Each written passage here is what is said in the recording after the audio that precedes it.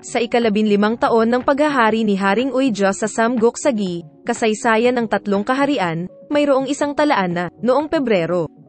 Ang palasyo ng Crown Prince ay naayos sa napakahusay na bilis at naitayo si Mang Hejong sa timog ng palasyo. Sa Chronicles of Japan, sinasabing ang mga pamamaraan ng landscaping ni Gangnam-ji dinala sa Japan at naging simula ng Japanese landscaping. Ang Gangnam-ji ay nauugnay sa kwento ng kapanganakan ni Haring Mo ng Baekje. Isang babae na kasambahay ni King Bep noong Baekje Dynasty nagsilang ng isang anak na lalaki kasama ang Diyos ng Dragon habang siya ay naninirahan mag-isa malapit sa isang lawa. Ang bata ay si Sodong, na naging hari mo, na humalili kay King Bep.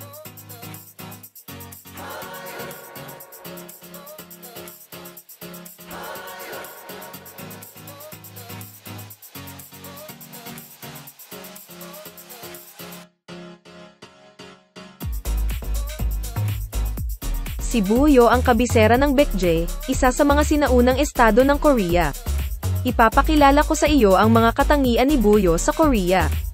Ang Buyo ay isang sinaunang bansang Koreano na binubuo ng ilang tribo na nakasentro sa paligid ng Ilog Songhua sa hilagang rehiyon ng kasalukuyang Manchuria.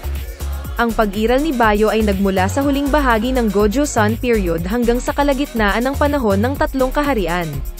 Sa Korean History Education, ipinaliwanag ito bilang unitary konsepto na ang lahat ng kasaysayan ng Korea ay nagsisimula sa Dangun at Gojoseon.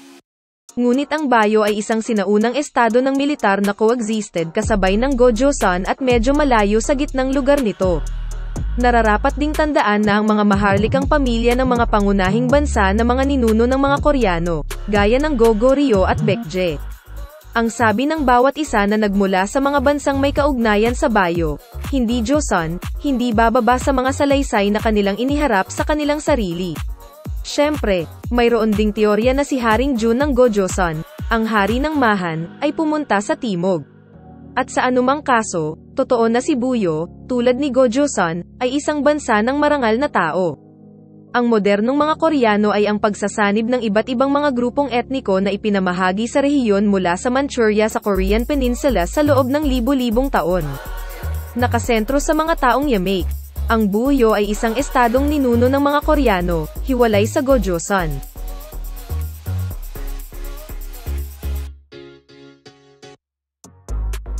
Ang hari ng Buyo ay may malakas na katangiang pari sa Aristocratic Confederation, kaya kapag nagkaroon ng mahinang ani o isang natural na sakuna, siya ay pinatalsik mula sa Maharlika Konseho o karaniwang pinapatay.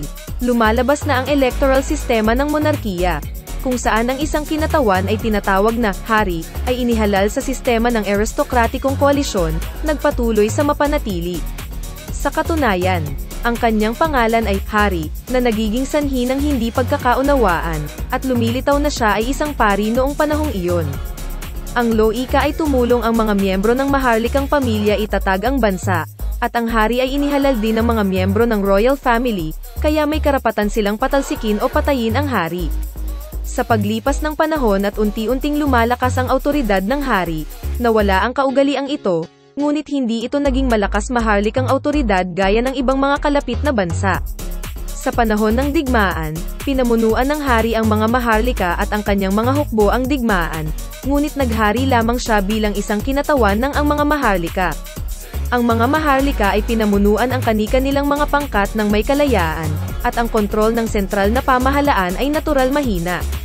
Dahil sa sistemang pampulitika na ito, sa kabila ng pagkakaroon ng pang-itaas kamay sa relasyon sa Goguryeo, panloob na alitan sumiklab sa gitna ng mga marangal na puwersa ng si Haring De ay gayon ay nahuli at pinugutan ng ulo sa isang labanan sa Goguryeo. Binibigyan ako ni King ng kasalanan.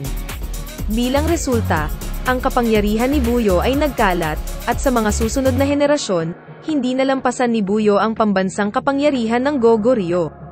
Nabigong bumuo mula sa isang estado ng kompederasyon sa isang sinaunang estado, at sa huli na nagre-resulta sa pagbagsak nito.